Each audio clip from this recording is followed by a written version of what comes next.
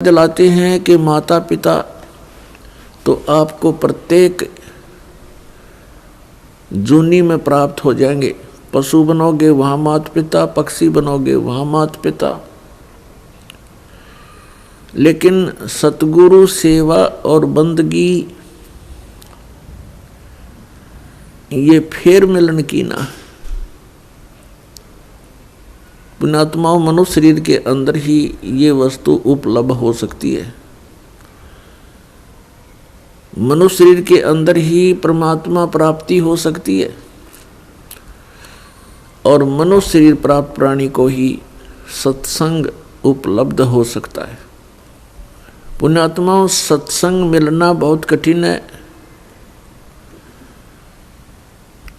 सत्संग उसे कहते हैं जिसमें सच्चा ज्ञान हो। बाकी सत्संग नहीं है। जिनके ज्ञान ऐसे बच्चों जैसे हैं तो क्या वो संत सत्संग करते हैं? जो अभी तक परमात्मा को निराकार बताया करते थे, क्या वो सत्संग करते हैं? वो झूठ बोला करते थे। अभी तक जो ब्रह्मा विष्णु महेश के माता पिता कहते थे इनके कोई माता पिता नहीं है, इनकी जन्म मृत्यु नहीं होती, तो क्या वो सत्संग किया करते? जो संत ये बताते हैं सतलोक में प्रकाश ही प्रकाश है, भगवान है ही नहीं, आत्मा उसमें जाकर के ऐसे लीन हो जाती है जैसे बूंद समुद्र में, तो क्या वो सत्संग किया करते? वो हमारा जीवन नष्ट करते थे और अपना भी जीवन बर्बाद किया करते थे, तो वो सत्संग नहीं थे। और बोले श्रद्धालु उनके द्वारा दिए गए वचनों को सत्संग जानकर निश्चिंत हुए बैठे थे। अब सत्संग आपको अब प्राप्त हुआ है या उन महापुरुषों ने सत्संग किया था जिनको परमात्मा मिले थे? परमात्मा की प्राप्ति के उपरांत जिन्होंने जो वचन बोले वो सत्संग था। उनमें कौन कौन से महापुरुष थे जिनको परमेश्वर प्राप्ति हुई? जो दास के नॉलेज में है उनमें से चंद महापुरुषों के नाम इस प्रकार हैं।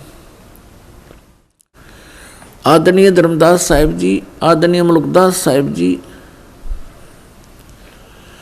आदरणीय नानक साहिब जी, आदरणीय दादू साहिब जी, आदरणीय गरीबदास साहिब जी, गांव छुडानी, जिला झज्जर, हरियाणा वाले, आदरणीय गीसादास साहिब जी, गांव खेखड़ा, जिला मेरठ, उत्तर प्रदेश वाले। इन महापुरुषों ने जो परमात्मा प्राप्ति के बाद जो वचन बोले वो सत्संग था, और इनके अतिरिक्त जो वचन इन महापुरुषों की वाणी से मेल नहीं खाते वो सत्संग नहीं है। अब इन महापुरुषों ने क्या बताया है?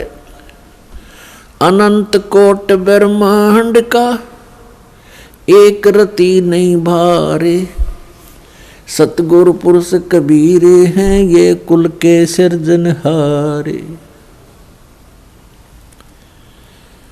ना सतगुरु जननी जने उनके माने बापे, पिंड ब्रह्मंड से रहित हैं नावा तीनों तापे। परमात्मा स्वयं भी आकर के क्या बताते हैं कि चारों युग में संत पुकारे, कूक कहा हम हेल रे, हीरे माणिक मोती बरसे ये जग चुगता डेल रे। पुण्यात्माओं, परमात्मा के गुणों में, परमात्मा की लीला में जो सदग्रंथों में वर्णित है, स्पष्ट किया हुआ है कि वो परमात्मा ऊपर सतलोक में रहता, सचखंड में। संत भाषा में उसको सचखंड कहते हैं और वेद भाषा में उसको रतधाम बोलते हैं। रतधाम मीन सतधाम, सतलोक कहो, सतधाम कहो। संत भाषा में परमात्मा की उपाधि सतपुरुष, अकाल मूर्त, शब्द स्वरूपी राम, आदि से कहा जाता है। वेदों और गीता में उसको परम अक्षर ब्रह्म कहा है, सच्चिदानंद घन ब्रह्म कहा है, दिव्य परम पुरुष कहा है। वो परमात्मा हम सब के पिता है। हम अपनी गलती से काल के जाल में फंस गए हैं। वो दयालु हमारे लिए फिर भी भटक रहे। पुण्यात्माओं, अब समय आ गया है, बहुत सतर्क होना पड़ेगा आपको। असंख्य जन्म हो गए आपको इस काल के लोक में कष्ट पर कष्ट उठाते हैं।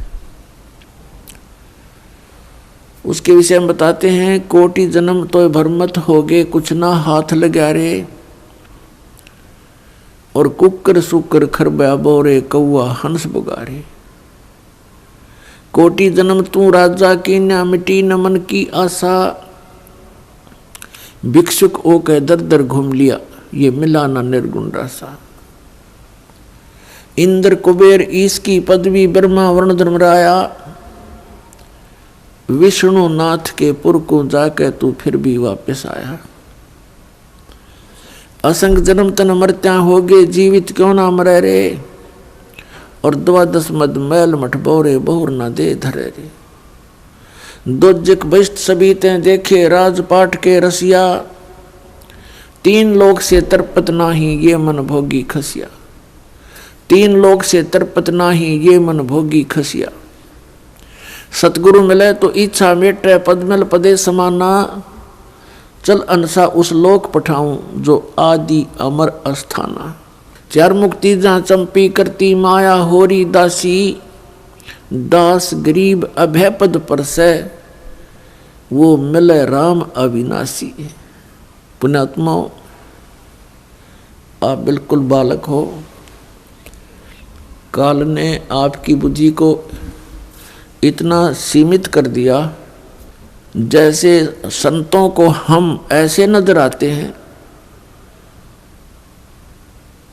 जैसे एक भैंस का बच्चा मर जाता है तो व्यापारी लोग क्या करते हैं, उसके खाल उतरवा लेते हैं बालों समेत, और उसको साफ करके उसके अंदर भूस भर देते हैं, भूस, और ऊपर से चमार से उसको सिलवा लेते हैं।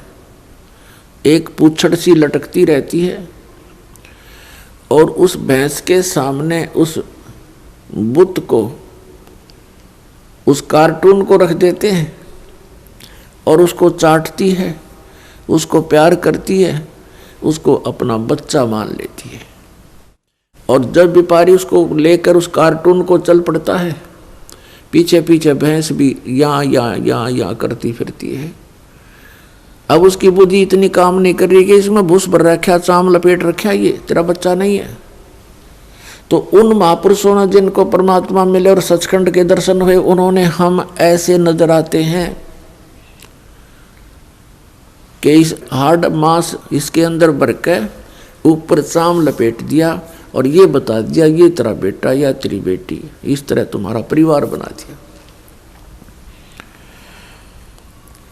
पुण्यात्माओं, आप जी ने थोड़ा विवेक करना पड़ेगा।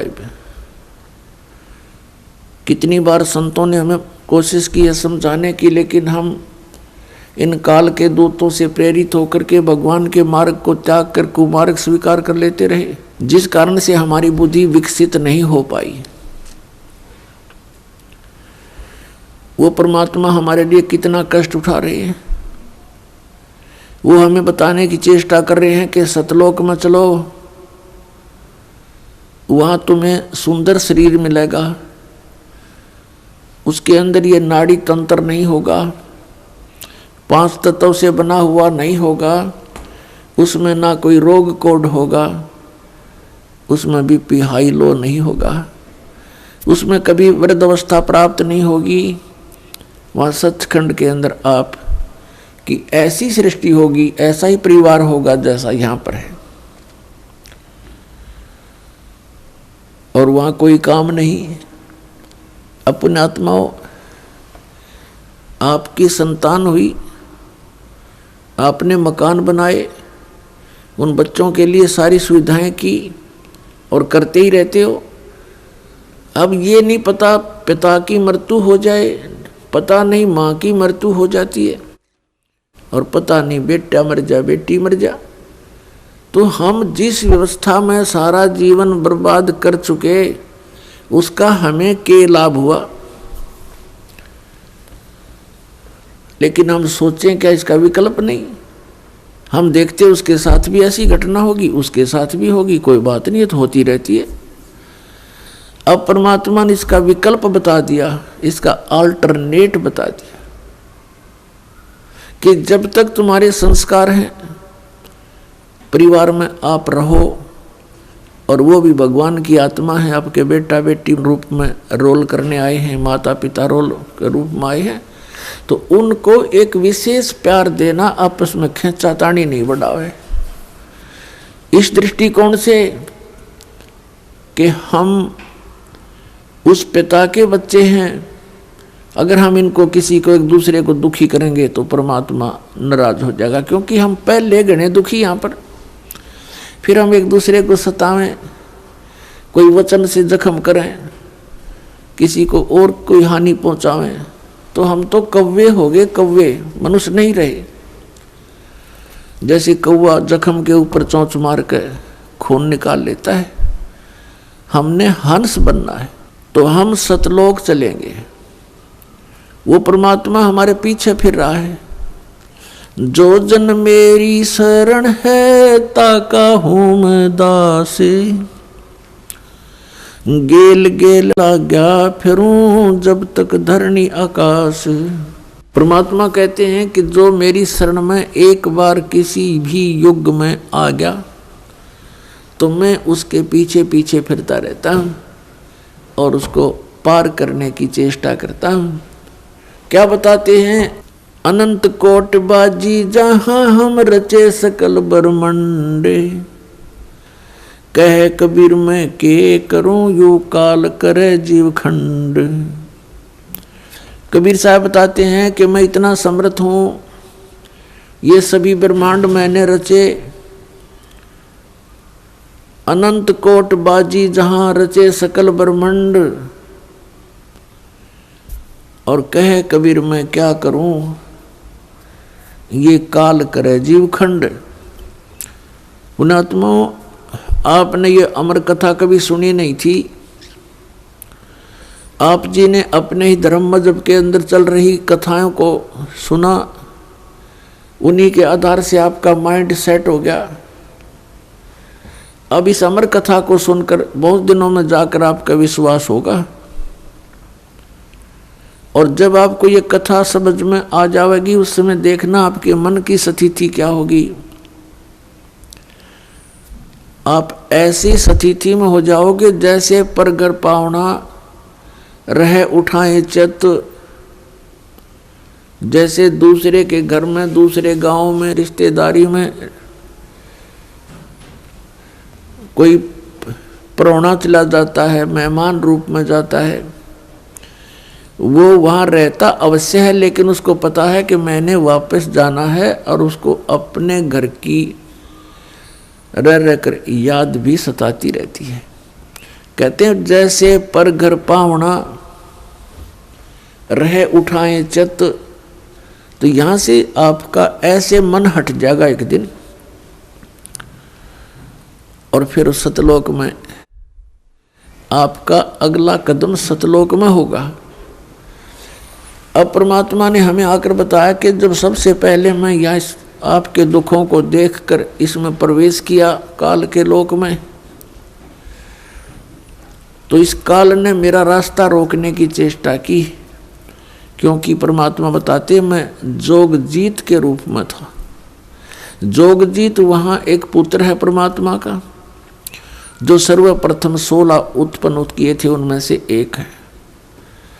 जोगजीत जानकर मेरे साथ इसने बहुत अड़ंगा अड़ाने की चेष्टा की, लेकिन मेरी शक्ति के सामने ये हताश हो गया।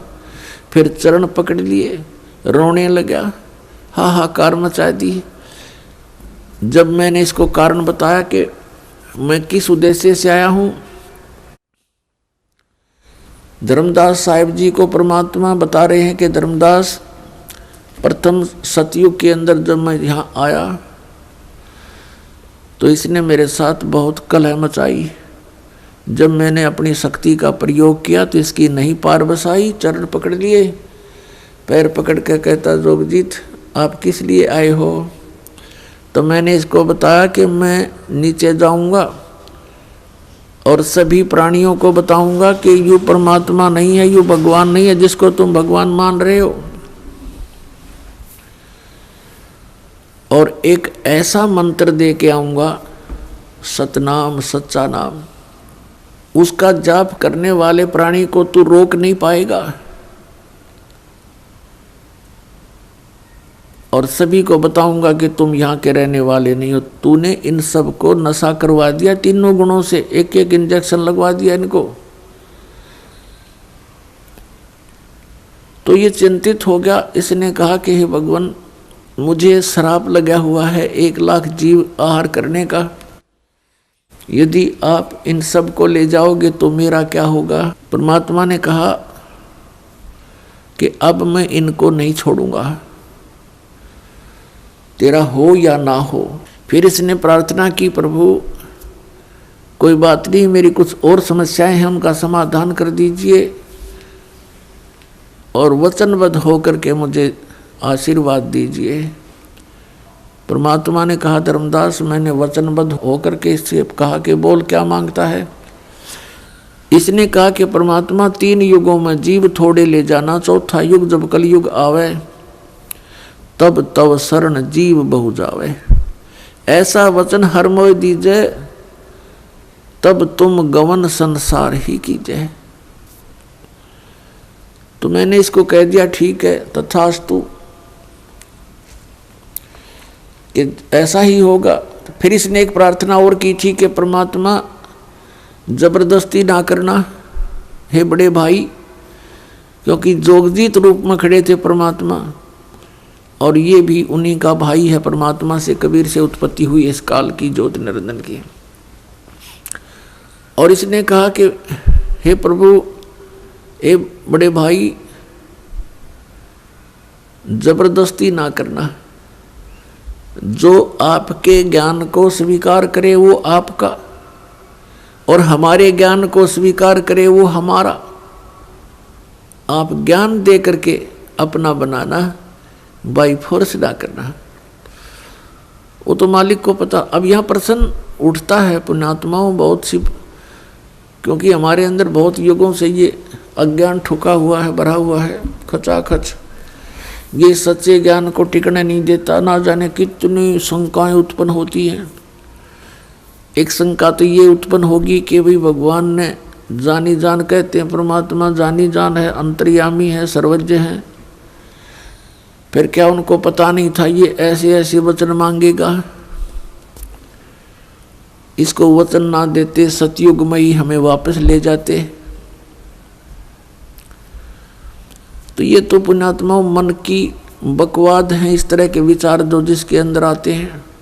हम सतलोक में रहा ही करते। यदि हम ऐसे टिकने वाले होते तो पहले ही ना वहीं रहा करते थे।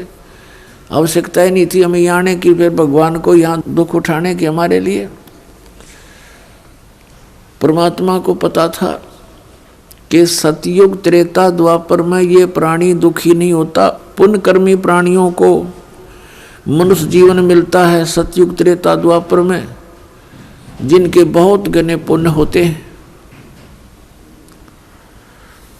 और वो सभी साधना भी करते हैं, मनमुखी साधना करते हैं, शास्त्र विधि त्याग कर भी साधना करते हैं। उनसे सिद्धियां प्राप्त अवश्य हो जाती हैं और उनके पूर्व प्रारब्ध कर्मों के आधार से, किस्मत में लिखे हुए पनों के आधार से उनको सुख होता है, शरीर स्वस्थ होता है। सतयुग में पिता से पहले पुत्र की मृत्यु नहीं होती, जो सबसे बड़ा जख्म होता है पिता के लिए। और पत्नी से पहले पति की मृत्यु नहीं होती, जो पत्नी के लिए बहुत बड़ा दुखदाई होता है। और बहुत लंबी आयु होती है, शरीर स्वस्थ रहता है, आहार बहुत ही अच्छा होता है। तो इस प्रकार जब पिछले पुनों से उसको लाभ होता रहता है, साधना गलत करता रहता है, पाप इकट्ठे होते जाते हैं, पुण्य अक्षीण होते रहते हैं, फिर उसका जन्म त्रेता में होता है। त्रेता में भी ऐसी सती थी लगभग रहती है। फिर द्वापर में होता है, हरे भरे वृक्ष होते हैं, सब जगह जंगल होते हैं, फलदार वृक्ष होते हैं, समय पर वर्षा होती है। तो इस प्रकार ये सोचता रहता है कि जो साधना पूजाएं मैं कर रहा हूँ इनसे मुझे लाभ हो रहा है, अज्ञानता के कारण। तो परमात्मा के ज्ञान को जो पहले वाले साधना से बिल्कुल हटकर होता है उसको ये प्राणी बिल्कुल स्वीकार नहीं करता। अब कलयुग के अंदर ये प्राणी बिल्कुल कर्महीन हो जाता है, पापों की गठड़ी बांध लेता है और पुण्य इसके पास रहते नहीं। ये साधनाएं भी करता है और लाभ कति होता नहीं, या तो नास्तिक हो जाता है या फिर दुख को भोग कर ही अपना जीवन पूरा करता है। और उन अज्ञानी संतों ऋषियों ने, उन्होंने सतयुग के अंदर जो साधनाएं की, अब उनको वो मार्ग मिला नहीं, यह सतनाम उनको प्राप्त हुआ नहीं जो पाप नाश करता है। और जिस कारण से उन्होंने अज्ञान सिद्धांत बनाकर समाज में प्रवेश कर दिया कि कर्म तो भोगना ही पड़ता है, प्रारब्ध में लिखा हुआ तो भोगना ही पड़ता है, इसको कोई चेंज नहीं कर सकता, इसमें कोई परिवर्तन नहीं हो सकता। तो पुण्यात्माओं, हम परमात्मा की खोज इसलिए करते हैं, परमात्मा को इसलिए खोजते हैं कि हमारे जीवन में कोई कष्ट आवे तो वो टल जावे और हमारा कल्याण। कल्याण की तो बहुत बाद में समझ में आती है, पहले तो यही रहता है कि मेरे बच्चे सुखी रहें, मैं स्वस्थ रहूं, कोई ऐसी दुर्घटना मेरे जीवन में ना घटे जो मुझे पीड़ादायक हो। इसलिए हम परमात्मा की खोज में संतों के पास जाते हैं और ये भी हमें मालूम है कि संतों के पास ही उसका समाधान होता है। और ये भी हम सुना करते कि परमात्मा ना जाने किस बेस में आ जा, तो वो परमात्मा कबीर साहब है, वो ना जाने क्या रूप बना करके और कब कहाँ प्रकट होता है और हमारे लिए भटकता रहता है, हमें समझाने की चेष्टा करता है कि तुम इस झूठे सुख को सुख कहे ये मान रहा मनमोद, ये सकल चबीना काल का कुछ मुख में कुछ गोद। तो पुण्यात्माओं, परमात्मा ने प्रोमिस कर रखा है और इसने भी प्रोमिस कर रखा है काल भगवान ने कि कलयुग में जब कितने जीव ले जाना, लेकिन इसमें ज्ञान आधार बनाना। तो पुण्यात्माओं, अब बुद्धिमान समाज हो गया है, इस ज्ञान से अब आप बालक नहीं रहोगे। परमात्मा के प्रयत्न को गहराई से सोचना, वो क्यों भटक रहे हमारे लिए सतलोक न छोड़ के, क्योंकि हम उनके बालक हैं, हम उसकी आत्मा हैं। और इनको काल इसलिए परेशान कर रहा आप जी को कि जितना मैं इनको सताऊंगा उतना ही वो दुख पावेगा। अपने आत्माओं, आप बालक हो, ये हमारे साथ क्यों प्रतिशोध ले रहा कि इसने वहाँ पहले तो तप करा, फिर तप करा, फिर तप करा, 3 बार, उससे इसने 21 ब्रह्मांड प्राप्त किए, फिर 5 तत्व 3 गुण परमात्मा ने इसको दे दिए कि ले जाओ खेल खिलौनों से। फिर हम इस पर आसक्त हो गए, हम परमात्मा को भूल गए, अपने भगवान से मन हटा लिया, जो हमें सब सुविधा सब सुख देवा था उससे मन हटा करके एक हीरो की तरह हम इसको चाहने लग गए, जिस कारण से हम भगवान के दिल से उतर गए। और देखो सेब कितना अच्छा फल होता है, यदि वो सेब खराब हो जाता है तो वो दुकानदार उसको रखता नहीं, उसकी आत्मा बहुत दुख पावे। एक सेब खराब हो गया, बार फेंकना पड़ा कूड़े में, तो हम वहाँ खराब हो गए थे भाई बच्चों। तो परमात्मा का आत्मा बड़ी दुख पाई कि ये औरों ने भी खराब करेंगे यहाँ पर, इसलिए हमें हमारी ही इच्छा से इनके साथ भेज दिया कि तुम जाओ फिर यहाँ से डेलो टिंडेज के साथ जाके। अब इसने फिर अलग ब्रह्मांड के अंदर परमात्मा ने व्यवस्था की, एक जिस आत्मा ने सबसे पहले स्वीकृति दी थी इस काल के साथ आने की, उसको एक लड़की रूप बनाया जिसको अब दुर्गा कहते हैं। उसके अंदर हम सभी को बीज रूप में भर दिया और उसको शब्द शक्ति दे दी कि बेटी तू जितने जीव कहे यू काल उत्पन्न कर देना, वचन से बोल देना, उतने प्रकट हो जाएंगे। पुण्यात्माओं, हम अज्ञान को सुन सुनकर स्थान स्थान पर हमारा माइंड, हमारा मन अड़ जाता है कि ये कैसे हो सकता है। जैसे एक समय ऋषि वाल्मीकि जी ने एक कुशा से डाब से पुत्र बना दिया था सीता के लिए और पालने में लुटा दिया बना करके। सीता जब कपड़े धोकर आई तो पुत्र को देखकर पूछा, पिताजी ये पुत्र किसका है? कि बेटी क्या बात, आपका नहीं है? कि मैं तो पुत्र को साथ लेकर गई थी कपड़े धोने के लिए।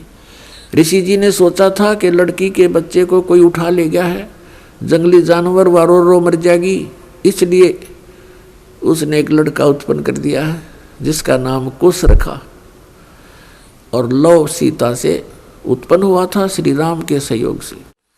तो कहने का भाव ये है कि उस ईश्वरीय शक्ति को थोड़ी बहुत संग्रह करके ये ऋषि लोग भी चमत्कार दिखा देते हैं, और वो तो परमात्मा के पास तो ये चमत्कार थोक के भाव के हैं।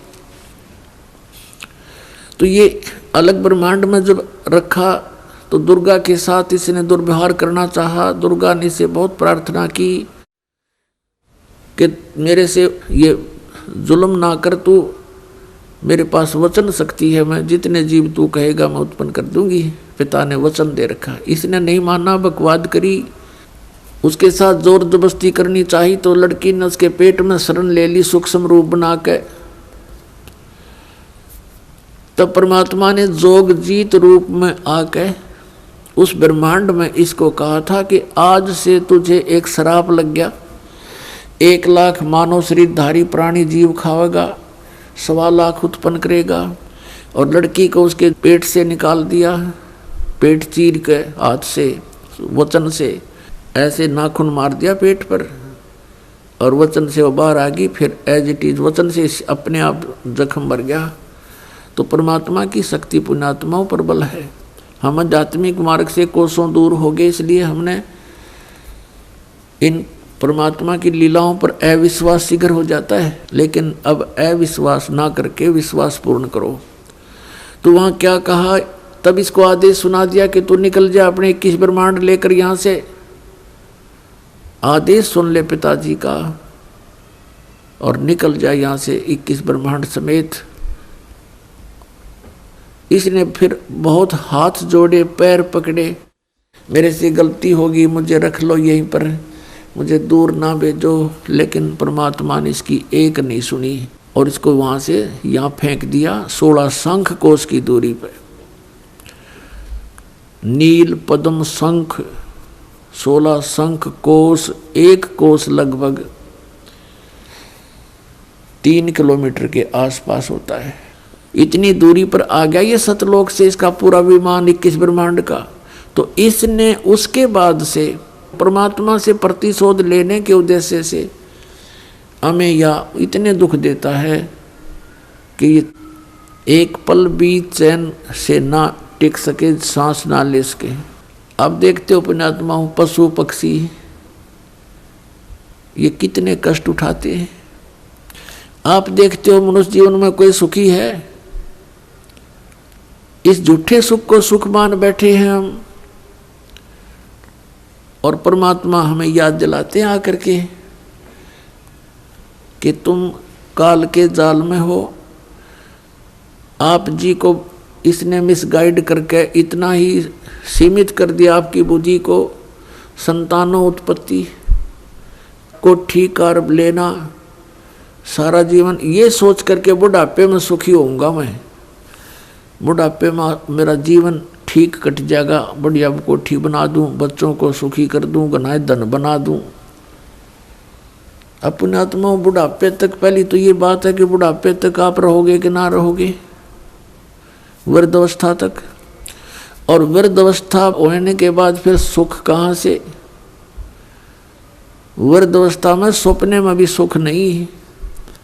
तो हमारी सारी ही सोच इस टाइप की थी जो हमें केवल दुख दे सकती है, सुख नहीं। बुढ़ापे में कभी तो जाड़ पड़वानी, कभी आंख बनवानी, और कभी कोई बच्चा कुछ बोल रहा है, कोई पुत्र वधू कुछ कह रही है,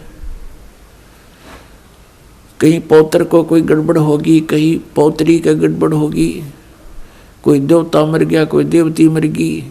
तो ये सब कष्ट उस व्यक्ति को होते हैं जो वृद्ध अवस्था प्राप्त कर चुका है। और सोचा नहीं होता बुढ़ापे में सुखी हो जाऊंगा, इब तो धंधा करके बच्चा ने पाल पोष दूं। तो पुण्यात्मा बुढ़ापे में तो जिए जानेगा जिसा सुख होगा तुम्हें। तो इसलिए परमात्मा हमें याद दिलाते हैं कि जिस प्रोसेस में आप अपना सारा जीवन न्यौछावर किए बैठे हो, ये आपकी महाभूल है। इसके साथ साथ और भी कार्य आपका एक अनिवार्य है, वेरी इम्पोर्टेंट है। उसको तो आपने शुरू ही नहीं किया। अब जैसे हम देखा करते थे, बुजुर्ग आपस में बैठ कर बतलाया करते थे, क्या कहते थे, और भाई कुशल हो? तो वो कहता था मौज हो रही है, कत्ती ठाठ हो गए, 2 बेटे थे 2 बेटी, सबका विवाह कर दिया, पुत्र पर भी पुत्र हो गया, पुत्रियों पर भी पुत्र हो गए, और बस मेरा तो जीवन सफल हो गया। अब बेशक उठा ले भगवान मने, मुझे बेशक उठा ले परमात्मा, मेरा काम पूरा हो गया। अब इस तत्व ज्ञान की रोशनी में पता चला कि खाक पूरा हो गया तेरा समय, जीवन कहाँ से सफल हुआ? जीवन तो बर्बाद हो गया आपका। और जो कुछ भी आपको प्राप्त हुआ ये तो पूर्व प्रारब्ध में आपका लिखा हुआ था, आपका किया हुआ नहीं, आपका चाहा हुआ नहीं। जैसे संतान होते ही एक ऐसी हमारी मन में काल ने ऐसी प्रेरणा कर रखी है कि हे भगवान बच्चा हो और पुत्र हो, पहला पुत्र हो फिर पुत्री बेशक हो जा। ऐसी टेंडेंसी श्लोक वेद से हमारी बनी हुई है जो बिल्कुल व्यर्थ है। अब विवाह हुआ, प्रथम लड़की होगी, फिर सोचा ये भगवान दूसरा तो पुत्र होना चाहिए, दूसरी भी कन्या होगी, फिर कहा हे भगवान तीसरा तो पुत्र हो, तीसरी भी कन्या होगी, चौथी आशा पुत्र की थी, चौथी भी कन्या, पांचवी भी कन्या होगी। तो क्या आपका किया हुआ या आपका चाहा हुआ? नहीं, जो आपकी किस्मत में था वही आपको मिला। तो आप कहते हो कि मेरा जीवन सफल हो गया, ये तो आपका होना ही था। आपने जो इस जीवन में एक इम्पोर्टेंट कार्य और करना था, अनिवार्य कार्य करना था, वो तो तुमने स्टार्ट भी ना किया। इसकी याद दिलाने के लिए परमात्मा सतलोक से आते हैं। यहाँ के भगवान और यहाँ के ये संत हमें केवल इस माया में ही डबोते हैं, इसी में डालते हैं, हमारे को बाहर निकाल नहीं सकते क्योंकि इनकी पावर नहीं। वो तो स्वयं आते हैं या अपने ही संत बना करके यहाँ भेजते हैं, अपनी भक्ति शक्ति से चार्ज करके भेज देते हैं, और फिर वो संत ये काम किया करते हैं। नहीं, आम संत की कोई औकात नहीं जो काल के सामने इस प्रकार का कोई कदम उठा ले। अब क्या बताते हैं परमात्मा, हम सुल्तानी नानक तारे दादू को उपदेश दिया, जात जुलाहा भेद न पाया वो काशी माहे कबीर हुआ। गोता मारू स्वर्ग में जा बैठूं पाताले, गरीबदास ढूंढता फिरूं अपने हीरे मोती लाले। परमात्मा कबीर साहब कहते हैं कि गोता मारूं स्वर्ग में और जा बैठूं पाताल, कह कबीर ढूंढता फिरूं अपने हीरे मोती लाल। अब जैसे आपको कल सत्संग के अंदर दिखाया था, रूबरू करा था उन पवित्र सदग्रंथ वेदों से। उसमें क्या लिखा कि परमात्मा ऊपर ध्युलोक यानी तेजो में शरीर में और तेजो में लोक में राजा के समान विराजमान है, और वहां से गति करके नीचे आता है और बहुत अत्यंत गतिशील पदार्थ के समान, जैसे आकाशीय बिजली गिरती है नीचे बहुत स्पीड से, ऐसे परमात्मा सतलोक से गमन करके चल के यहाँ आते। तो वो परमात्मा अच्छी आत्माओं को मिलते हैं, उनको उपदेश करते हैं, तत्व ज्ञान से परिचित कराते हैं, अपने से परिचित कराते हैं। तो उन महापुरुषों ने जो ज्ञान दिया वो परमात्मा से प्राप्त ज्ञान दिया। उनमें से अब्राहिम सुल्तान अधम भी एक महापुरुष हैं। अब्राहिम सुल्तान अधम ये कौन थे? एक बल्ख नाम का शहर है, बल्ख बुखारा, इराक के अंदर, और वहाँ का एक अब्राहिम सुल्तान अदम नाम का एक मुसलमान बादशाह था। पूर्व जन्म के संस्कार से उसके इतने ठाठ कर रखे थे, भगवान ने 18 करोड़ घोड़े खरीद रखे थे। पुण्यात्माओं, जब तक इस प्राणी को तत्व ज्ञान नहीं होता, यहाँ के ये कंकर पत्थर जोड़ने में ही लगा रहता है। उसने कहते हैं 16,000 औरतें से विलास करता था, 18 करोड़ घोड़े। गांव में पहले यदि एक घोड़ा किसी के पास होता तो बहुत बड़ा वो वहाँ का ठाकुर माना जाता था, बड़ा रईस व्यक्ति माना जाता था जो घोड़े पर चलता था, एक घोड़े पे। जैसे आजकल तो जिसके पास कार है उसको बहुत अच्छा धनी मानते हैं, तो उस समय घोड़े से ही उसके धन को क्या करते थे, काउंटिंग करते थे। तो इस प्रकार 18 करोड़ घोड़े उसके पास, और ऊंट 8 तक गिनती नहीं, बहुत गिने थे। कहने का भाव यह है कि सर्वसंपन्न राजा था, लेकिन पिछले संस्कार भी साथ होते हैं।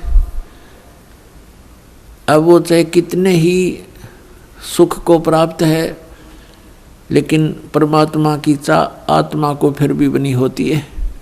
एक दिन वो सो रहा था ऊपर अपने महल की छत पर, गर्मियों के दिन। परमात्मा कहते हैं सोचल सिद्धर मैं करूं अपने जन के काज। तो वहां कहीं पड़ोस में थोड़ी सी दूरी पर एक सत्संग हो रहा था। आप आरती, आप साजे, आप किंगर, आप बाजे, आप ताल झां जनकारा, आप नचाप देखण आ रहा। आप साधु संत बनकर उस राजा के महल से थोड़ी सी दूरी पर किसी गरीब के घर पर सत्संग कर रहे थे, ऊंची ऊंची आवाज में सुना सुना कर। और बात तेरे काम न आवे, संतों शरण लाग रे, के सोवे गफलत में बंदे, जाग जाग नर जाग रे, जाग जाग नर जाग रे। और बात तेरे काम न आवे, संतों शरण लाग रे, के सोवे गफलत में बंदे, जाग जाग नर जाग रे, जाग जाग नर जाग रे। तन सरायम जीव मुसाफिर, करता रहे दिमाग रे, तन सरायम जीव मुसाफिर, करता रहे दिमाग रे। रात बसेरा कर ले डेरा, चले सवेरा त्याग रे, चले सवेरा त्याग रे। और बात तेरे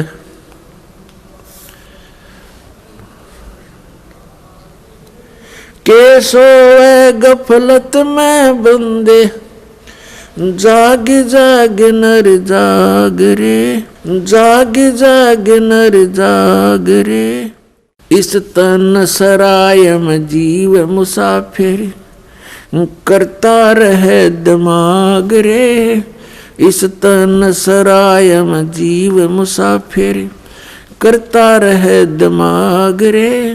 रात बसेरा कर ले डेरा चले सवेरा त्याग रे, चले सवेरा त्याग रे। और बात तेरे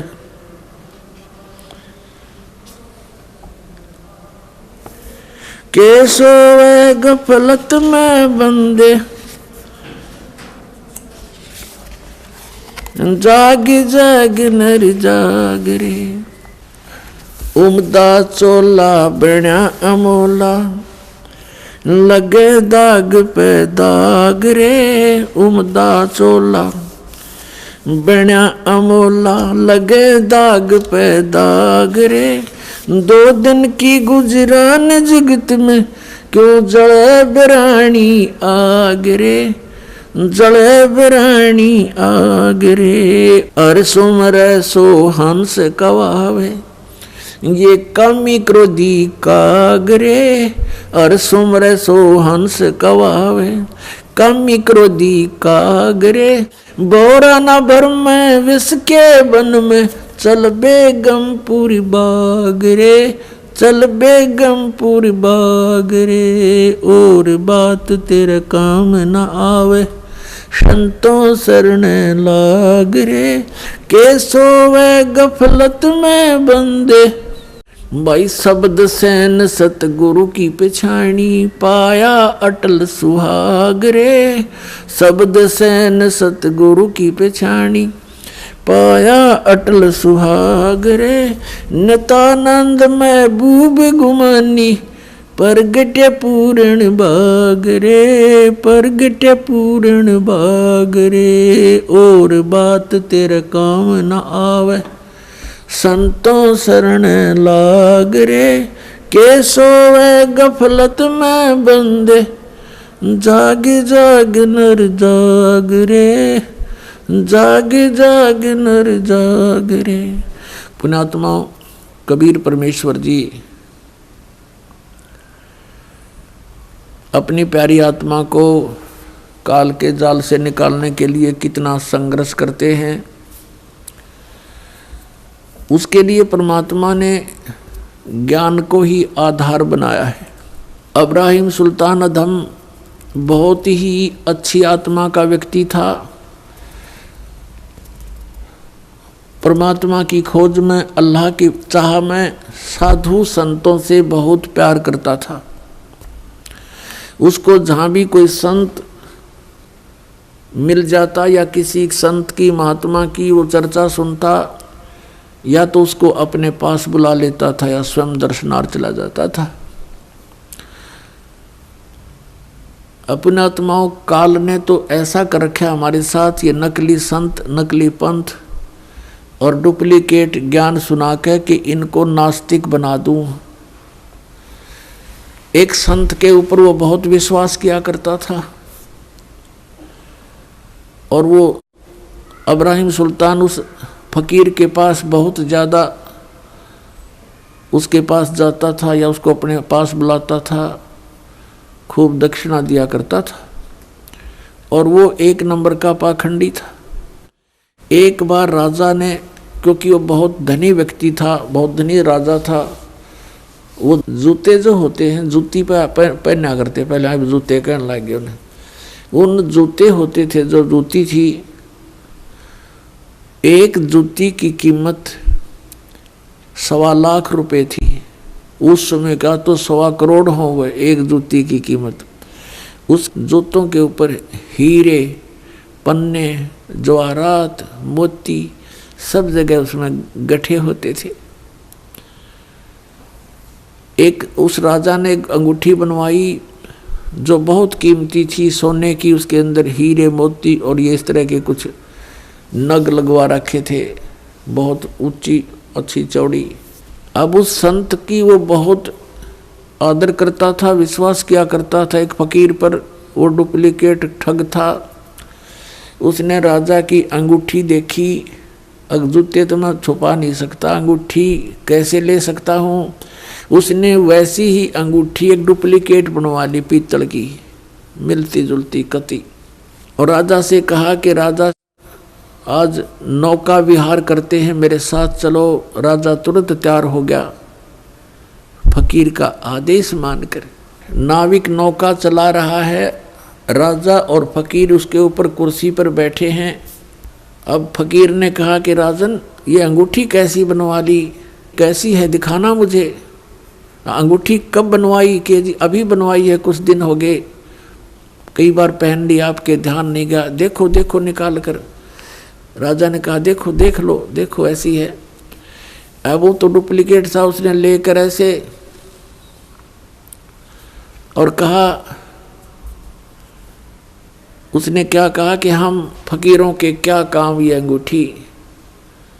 अब वो ओरिजिनल पल देखता रहा और कहा देखो राजा, ये इधर क्यों जा रहा नाविक तू?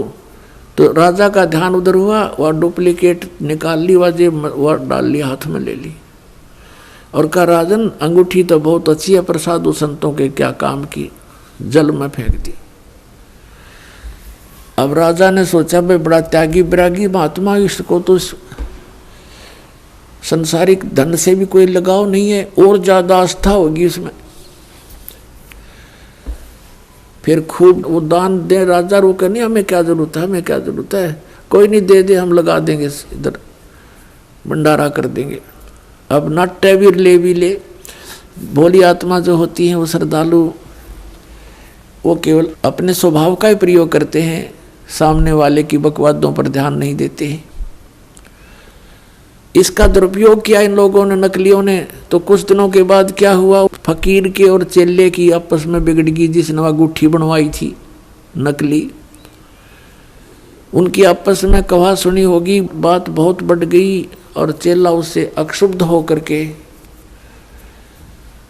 उसने मंत्री से संपर्क किया, राजा के मंत्री से, कि ऐसे ऐसे इसने राजा के साथ धोखा किया है, ये धोखेबाज ठग व्यक्ति है। वो अंगूठी जो इसने जल में फेंकी थी वो डुप्लीकेट थी, मैंने इसको बनवा कर दी थी, इसने मेरे से बनवाई थी। ये बात फकीर ने राजा के सामने डरते डरते कही कि कहीं राजा नाराज ना हो जा के साधु संतों के बारे में ऐसे नहीं बोलना चाहिए। राजा इतना विश्वास करता था कि पूछा, वजीर तेरे को किसने बताया है? वो चेला बुलाया कि इस चेले ने बताई है। उस चेले से कहा कि फकीर के बारे में ऐसी बातें करना बच्चा पाप लगता है। उसने कहा जी मैं कसम खाकर कहता हूँ ये निकम्मा आदमी है, ये भक्त नहीं है, संत नहीं है। राजा बड़ा विश्वासी था, उसने कहा कि देख ले भाई चेला राम, जया बात झूठी पागी तो तेरी गर्दन काट दूंगा। नो बोला जी बेस से काट दियो। राजा ने देखा कि बड़ा कॉन्फिडेंस से बात कर रहा है कि वो